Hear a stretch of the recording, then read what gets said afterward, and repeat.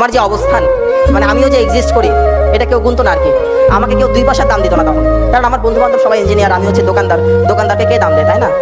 এমনও হয়েছে ভাই, ইফতার পার্টি হচ্ছে, আমাকে কেউ ফোন করে নাই ইফতার পার্টিতে আসার জন্য, কারণ সবাই বলতো ও তো দোকানদারি করে, ও আমাদের সঙ্গে দরকার কি।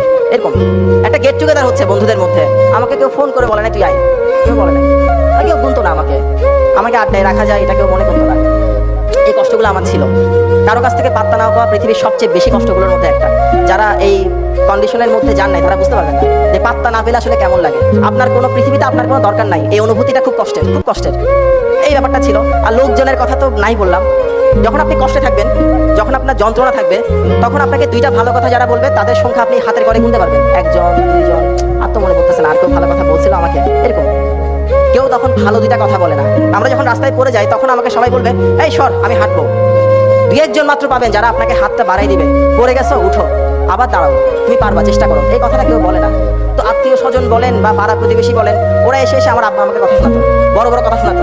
হ্যাঁ, ও যেটা করতেছে এটা তো কোনো কাজ না, হ্যান ত্যান। আমার ডাকনাম হচ্ছে বাপ্পি, বলে বাপ্পি যেটা করতেছে এটা তো করার জন্য পড়াশোনা দরকার নাই, আপনাদের লজ্জা করে না, এই কথাগুলো বলতো।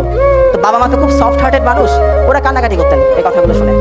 আমাকে বলতেন না কেউ খুব একটা, বাবা মাকে বলতেন, কারণ ওরা জানে কোথায় বললে কাজ হবে। ওই জন্য আব্বু আমাকে শোনাতো। আর বাবা মা যেটা করতো, চোখের পানি ফেলতো, আমাকে বলতো যে বাবা তুই একটু ডিগ্রিটা কমপ্লিট কর, লোকজনের তো অনেক বড় বড় কথা শোনাই, আমরা তো লজ্জায় মানুষকে মুখ দেখাতে পারতেছি না।